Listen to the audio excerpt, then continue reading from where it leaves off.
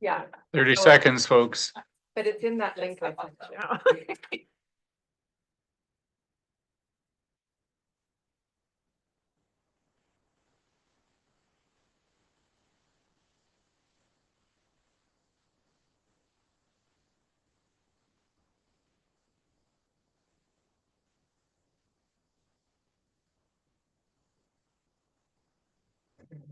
Okay, so here we go. Good evening, ladies and gentlemen. I'd like to call this regular meeting of the Council of the Corporation of the Municipality of Kincardine to order at 5 p.m. on March 12th, 2025 in the council chambers at the Municipal Administration Center. Roll call this evening. Deputy Mayor Clark. Present. Councillor Blackwell. Councillor Kavanaugh. Present. Councillor Hinchberger. Present. Councillor Prenger. Present. Councillor Steinhoff Gray. Councillor Stewart. Present. Councillor Williams. Present. Councillor Williams, please. Right. We would like to begin by acknowledging that we are meeting on the traditional lands and treaty territory of the Saugeen Ojibwe Nation, which includes the Chippewas of Nawash Unceded First Nation and the Chippewas of Saugeen First Nation, whose ancestors were the first to inhabit, care for, and live on this land. We recognize and deeply appreciate the contributions that Indigenous peoples have made both in care for this land and shaping and strengthening this community, our province, and our country. As a public service organization, we are dedicated to learning and acknowledging Indigenous history and culture, and are committed to actions that move us toward a journey of truth, healing, and reconciliation with the Saugeen Ojibwe Nation, the Métis Nation of Ontario, and the historic Saugeen Métis. Are there any amendments, additions, or deletions to or from the agenda from council members this evening? Once again, I'd remind you to disclose any pecuniary interest and the general nature thereof, either now or as it arises in the meeting. And moving on to adoption of minutes, we need a mover and seconder that the minutes of the council meetings held on February 24th, 2025 and February 26th, 2025 be adopted as printed. Moved by Councillors Stewart and Hinchberger. All in favor? That's carried. Right, we move into Committee of Adjustment. We need a mover and seconder that council move into the Committee of Adjustment meeting and upon completion return to council. Moved by Councillor Kavanaugh and Williams. All in favor? And that's carried. All right, so I'd like to call this to order the Committee of Adjustment meeting of the Council of the Corporation of the Municipality of Kincardine at 5:02 on March 12th, 2025 in the council chambers. Once again, remind you of any pecuniary interest in the general nature thereof. So we need a mover and seconder that the minutes of the Committee of Adjustment meeting of October 9th, 2024 be adopted as printed. Moved by Councillor Kavanaugh and Stewart. All in favor? And those are carried. All right. Next on the agenda is a hearing for a minor variance, file number A 2024-039. So this is a hearing under the Planning Act. If anyone from the public is interested in this application or wishes to receive a notice of the decision, there is an email contact address at Bruce County Planning. First, we receive a report from planning staff, and then the committee members have an opportunity to ask technical questions, but to reserve their comments on the application broadly until we have heard from the public. Then we hear from the public who are here in person, virtually, or have submitted correspondence already. Members of the public are advised that the right to appeal the decision on this application is limited to specified persons and public bodies as defined in the Planning Act, or the owner or applicant of the land subject to the amendment who have provided oral or written comments to the committee on the application before the decision is made. So then after we hear the public, the committee will discuss and consider a recommendation on this application. So I now declare the hearing open and ask planner Britt Greg Wallace to present the application. Ms. Greg Wallace, please. Good evening. Thank you, Mr. Chair. Through you, I can present this report for minor variance application 2024-39 Finney. So the purpose of the application is to permit a reduced lot frontage by 0.5 meters and to permit a taller than accessory structure by 2.2 meters. The property was subject to a previous rezoning application, so this council may be familiar with the property. There was an error noted in the course of completing the consent, and that's why we're here for the reduced frontage for that one lot, as well as that the accessory building to be higher than permitted. So as you probably know, this is my first time here, but as you probably know, a minor variance is required to be compliant with the 4 tests for a minor variance. So in this case, this minor variance was found to be to pass those 4 tests by the planning department. And I'll just run through briefly what the findings were. So it's the first test is that it must meet the intent and purpose of the official plans. In this case, both the county official plan and the Kincardine official plan. And it was found, this application was found to be in keeping with the general average lot frontage for the area. The proposed building of an accessory structure is permitted in a residential area, and the location was found to be appropriate because it's away from the road and also nearby lots.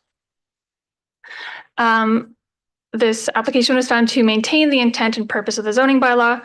Again, the lot size and frontage were appropriate to the area, and they also support the residential use and the proposed septic system.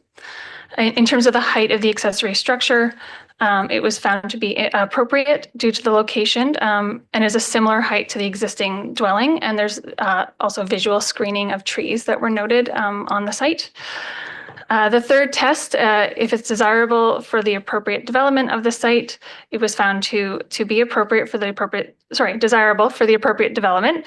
The lot size adheres to the recommended size of lot through that was found through the sewage system impact assessment for the previous application. And it is similar in size to other previously approved lots. In terms of the height of the accessory structure, the height allows the applicant to build a structure that suits their needs to house a recreational vehicle.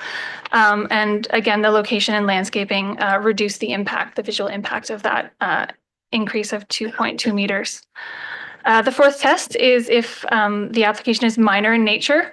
The reduction in frontage is considered minor and is in keeping with nearby lots. And in the case of the height, it is also found to be minor due to the location and the site conditions.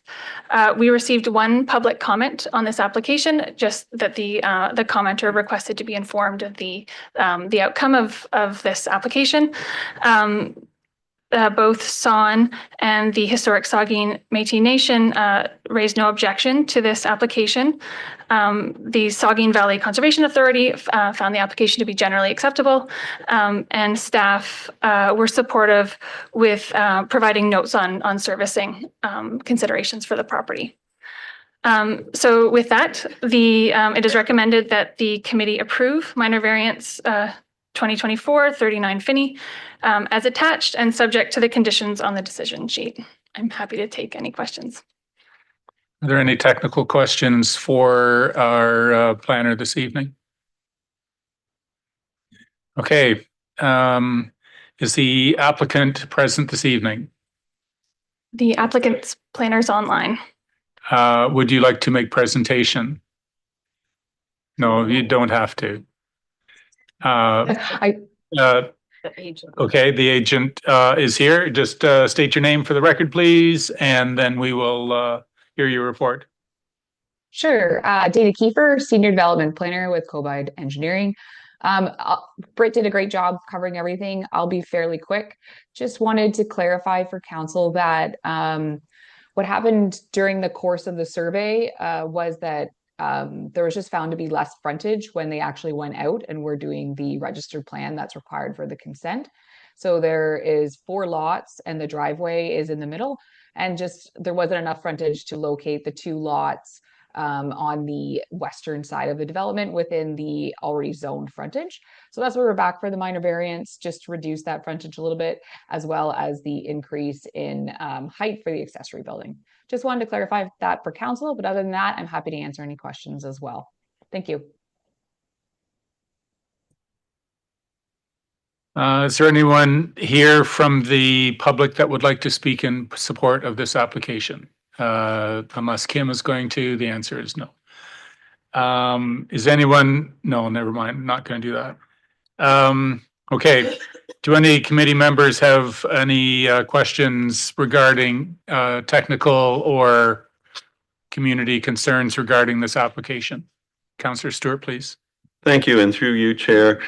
This is a question, I guess, to the applicant or the planner. The proposed shed, it won't have any living quarters inside. It'll just be basically a shed. The applicant confirmed that there is no living quarters planned for the shed. Any further questions? Okay, so I declared the hearing to be closed and will now consider recommendation on the application. And I will propose what is here in the agenda, and if it's not approved, then we can move on to an alternate recommendation. So I need a mover and seconder that the Committee of Adjustment approve the minor variance from Brandon Finney for the property described as 26 Parkwood Road to permit a minimum lot frontage of 25.59 meters for Part 2 of Schedule A of the decision sheet, and to permit a maximum height of 6.7 meters for an accessory building on Part 5 of the Schedule A of the decision sheet. Moved and seconded by Councillor Pranger and Councillor Hinchberger. Any further discussion? All in favor? And that's carried. Need a mover and seconder that the Committee of Adjustment adjourns at 5:11. Councillor Kavanaugh and Steinoff Gray, all in favor? And that's carried. Thank you, Brandon and Ms. Greg Wallace. Appreciate it.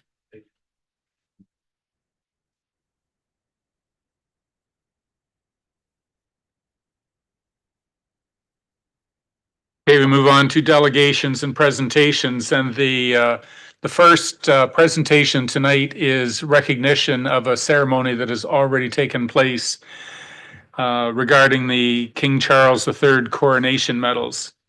On Wednesday, March 5th, 2025, the Honourable Member of Parliament, Ben Lobb, awarded 20 remarkable individuals from Huron and Bruce counties with the King Charles III coronation medal. Among those recipients were 5 individuals whose contributions to the municipality of Kincardine are nothing short of remarkable. These individuals include the late Doug Kennedy, Dr. Maureen Oyeda Ofanor, Sergeant Laszlo Santha, Steve Trevelyan Sr., and Chandra Tripathi. The King Charles III Coronation Medal is the first Canadian commemorative medal to mark a coronation, recognizing individuals who've made a significant contribution to a particular province, territory, region, or community in Canada, or attained an outstanding achievement abroad, bringing credit to our country. So the municipality of Kincardine Council and staff extend our congratulations to those 5 individuals, and we, along with these medals, acknowledge their contribution to our community. Thank you so much.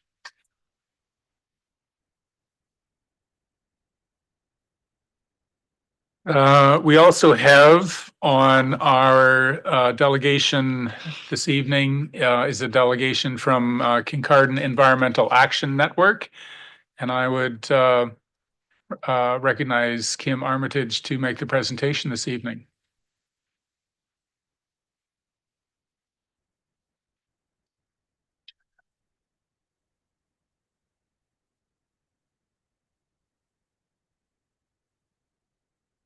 How's that? Great. Well, it's Kim Armitage. I'm Secretary and Treasurer with the Kincardine Environmental Action Network. And we just wanted to take 5 minutes today to introduce ourselves and tell you a little bit about what the organization's doing and some of the plans we have for future.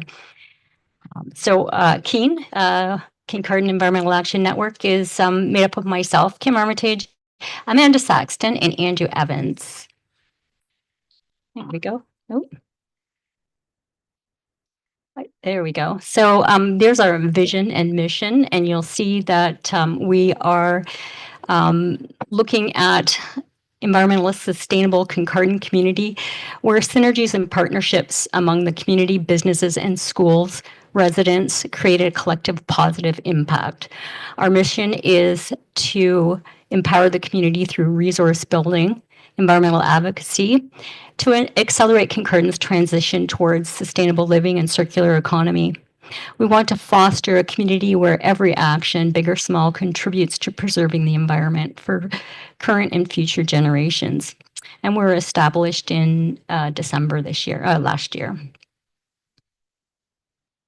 So some of the programs we've been up to, and you may have seen some of them already. The first one is Sustainable Business of the Week. So what we've done is highlight different businesses in Kincardine that we see have sustainable practices. Now, there's no competition or rules. When we see something that's sustainable, we point it out. The other thing is the TerraCycle. We're refining the TerraCycle program. Now, TerraCycle has been in operation with Amanda Saxton now for a number of years, but it is a complicated specialty recycling program, and we understand that it's confusing. So what we are trying to do is highlight single product at a time to help people realize that, hey, I use that product, I can collect that product and drop it off at the TerraCycle or the TerraCycle bin that's at the library and at the Davison Center. Those are all of the products that are collected through TerraCycle. The third program is a pilot project that we've been working with the city is on Tetra Paks. So milk cartons, basically. That's a pilot program. As you know, Kincardine doesn't collect milk cartons or Tetra Paks through the curbside recycling, and we decided to give it a go. We partnered up with Owen Sound disposal facility, and we collect the cartons at the library and bring them to Owen Sound to be recycled. It's been an incredibly popular program, and it says there we've diverted 120 kilos, but this presentation is a bit older. We're well over 200 kilos of Tetra Paks and milk cartons that we've already diverted from Kincardine landfill. We have a video to show how to knock down your cartons.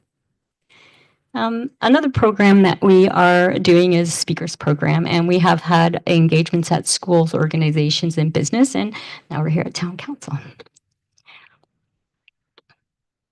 We had a program in December where we did a styrofoam collection. As you know, Municipality of Kincardine partners with Second Wind Recycling out of St. Thomas, where we drop off our styrofoam, the stuff that snaps and doesn't crumble.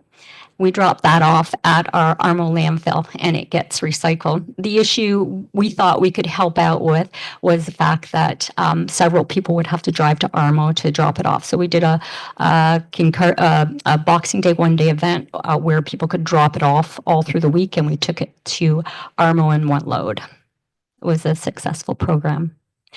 Native plant seeds. Amanda's son Theo collects those seeds and we distribute native plants. Several positive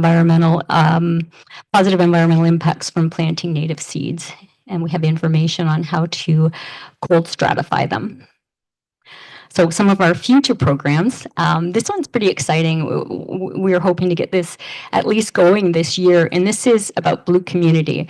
Blue Community is a global initiative, and it was started in Canada through a Council of Canadians, and it has to do with recognizing water and sanitation as a human right and promoting publicly financed, owned, and operated wastewater services and water services. The last part of it is for the cities for banning the sale of water bottles at public facilities and municipal properties. There are several communities that are close by that already are participating in this and that are Blue communities. You probably know them. I think it's Bayfield, London. There's quite a few in the area as well as in throughout Canada and the world. We'd love to get that designation for Kincardine. Another one is green bin pickup. If you're looking at, there's been an upward trend in organic diversion, and that's largely due to community pickups.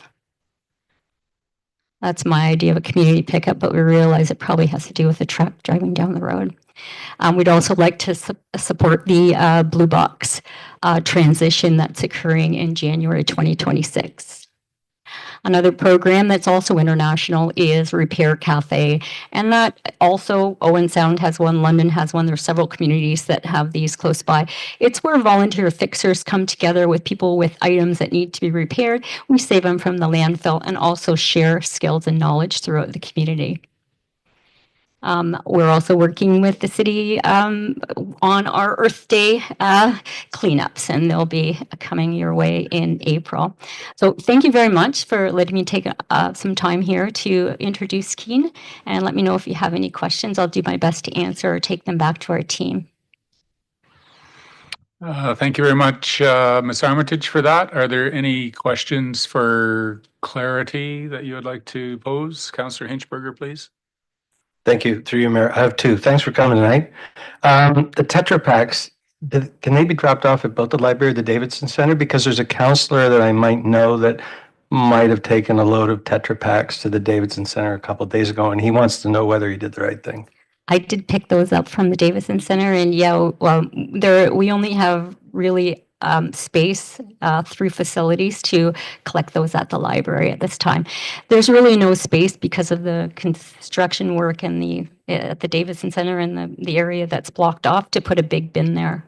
Okay, I did try my best to look on the Facebook page for Keene, and I couldn't. Maybe there's something that might, unless I have the mail problem sometimes and I don't look. So, okay, thanks for that. The second question I had was, if I may, there was a slide there you quickly went past when you said that the MOK is not prepared for the blue box transition. Could you elaborate a little bit on what you meant by that? Sure. I did listen to your council meeting last month, or your last council meeting where you passed a legislation to take another look at what you're going to do with the ICI, which is the industrial, commercial, and institutional blue box, because they're no longer collecting that. So I guess the thing that we're looking at Keene is we wonder what's currently in the landfill now, and if you have that data of what's in the landfill now in terms of what kind of stuff that should be in the recycling is already in the landfill, then after the transition, you could also look and make sure that you're doing a good job with that. Okay. So that was kind of where we were going with that. Thank you. Councillor Stewart, please. Thank you, and through you, Chair. Good presentation, Kim. How do you finance all this program? You do a lot of good work. Is it, maybe you can help us with the. Straight out of pocket. So yeah, we did put a, we're not really big grant writers as of yet, but we quickly realized this is going to be important for future. So we have a grant in with with one of the programs through the city already, and we're looking at things like Spruce the Bruce, and any other ideas you can give us, we're open to that. Ms. Armitage, thank you for being here tonight. I'm sure a lot of people watching will say, oh, I've never heard of that before, but now they have. So thanks very much. Thank you.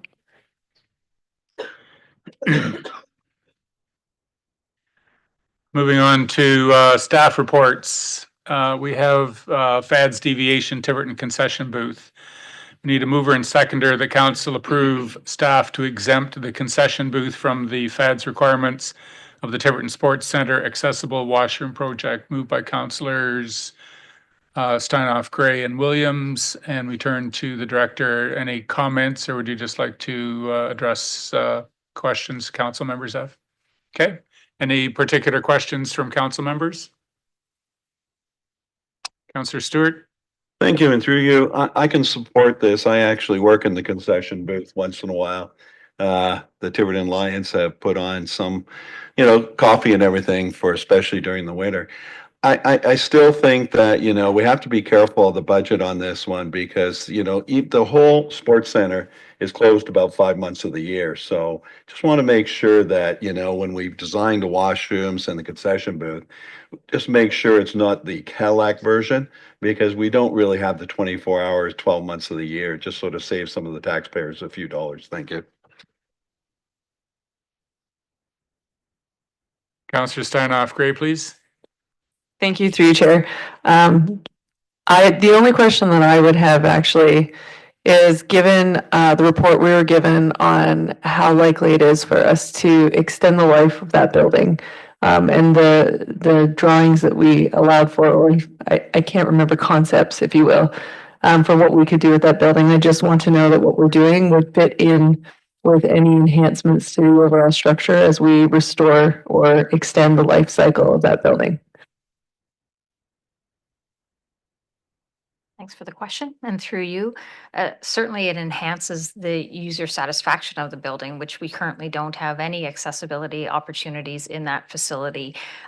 So this was the most physically responsible approach we could take to checking off that box that the building was accessible without impacting the other washroom facilities in that building.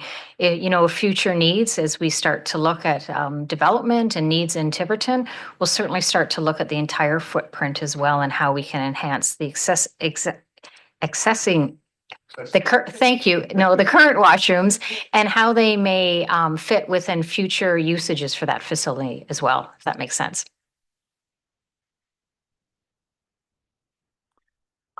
All in favor of the motion? And that's carried.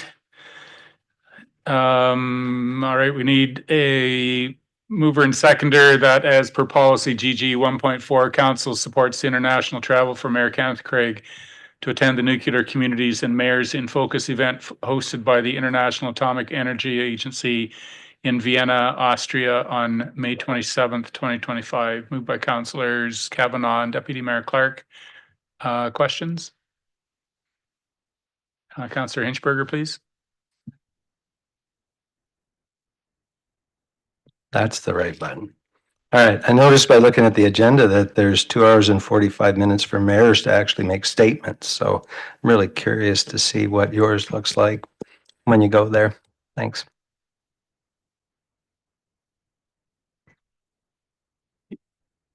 Councillor Stewart, please.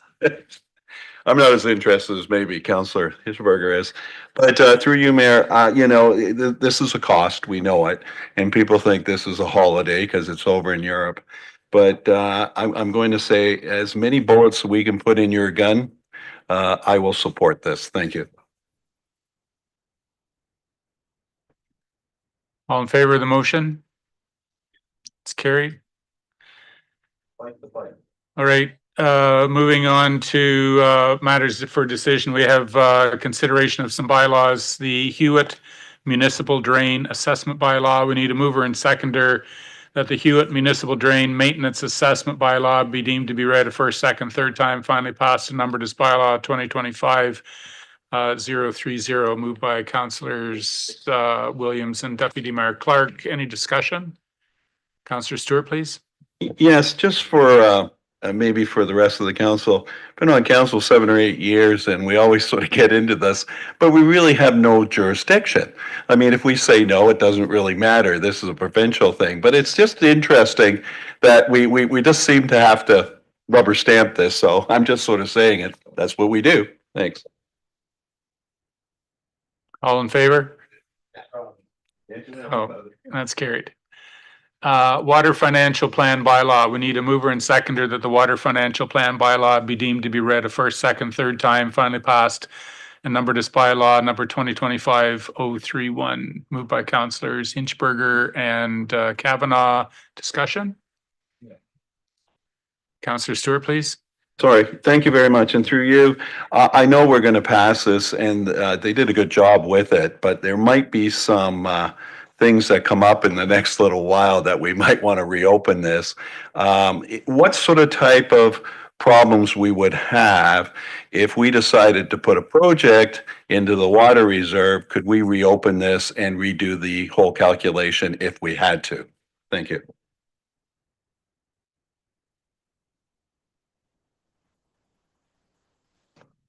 So the short answer is yes. Perfect. Yeah, you have to. You have to be able to. You have to, like this. This is the plan, as you know, as council well knows. Plans are living documents, and as circumstances arise, then we amend the plan to fit the circumstance. So if you need more than that, we can direct it to the CAO. Otherwise, it's absolutely perfect. I just want to make sure there's no restrictions. Thank you. Councillor Hinchberger, please. Thank you, through you, Mayor. I thought I knew the answer to this, but I'm not sure, so I'm going to ask. The water financial plan is based on the rate study. I can't remember off the top of my head. Does the rate study currently assume or not an expansion of the Tiverton water supply in its calculations? I didn't think it did, but We'll pose that to the director, please, Sorry, Right. that's something I don't know off the top of my head. I'd have to follow up. all in favor of the motion? Anyone opposed? That's carried. Consent agenda.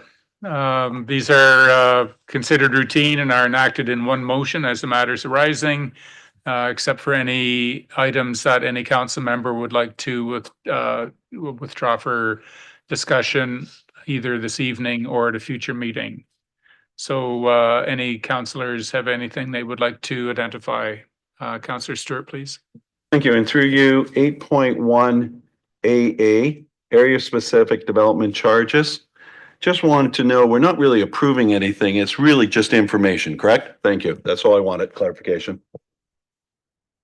We're still in the appeal time frame for that, so it would be inappropriate to make any decisions on that anyway. Yeah. Anything further?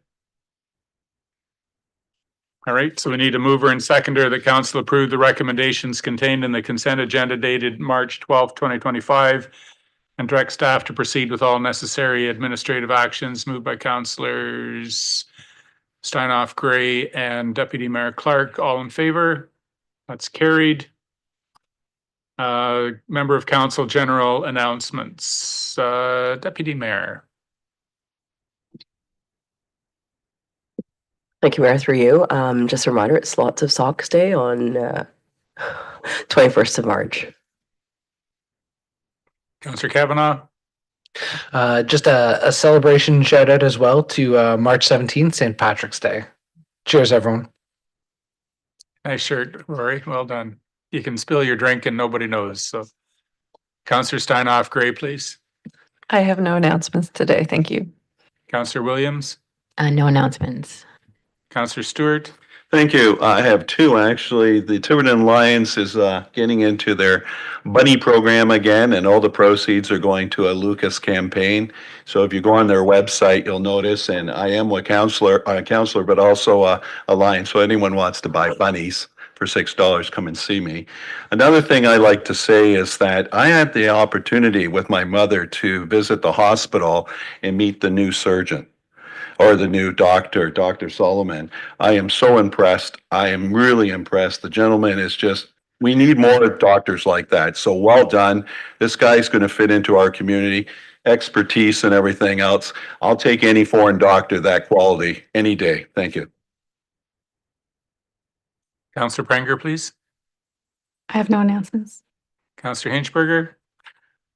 borrowing on the words of Mike Myers, elbows up. So I have no future announcements, but I would like to shout out to our Economic Development Department and Human Resources and Strategic Initiatives to put the job fair on. That was last Wednesday. 40, give or take a bit, 40 businesses. I was there about an hour into it. There have been 250 people through already. So there were great opportunities and great candidates both there. So well done, manager, for that. Candidates for council? There was a lineup.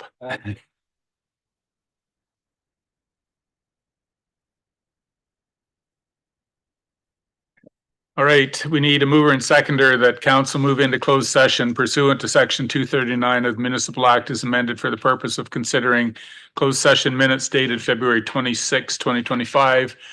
Personal matters about an identifiable individual, including municipal or local board employees, physician recruitment agreement, and a position, plan, procedure, criteria, or instruction that might be applied to any negotiations carried on or to be carried on by or on behalf of the municipality or local board, specifically Hawthorne Community Clinic Pharmacy Space Lease. Further, the council return to regular open meeting upon completion. Moved by councillors Hinchberger and Prenger. All in favor?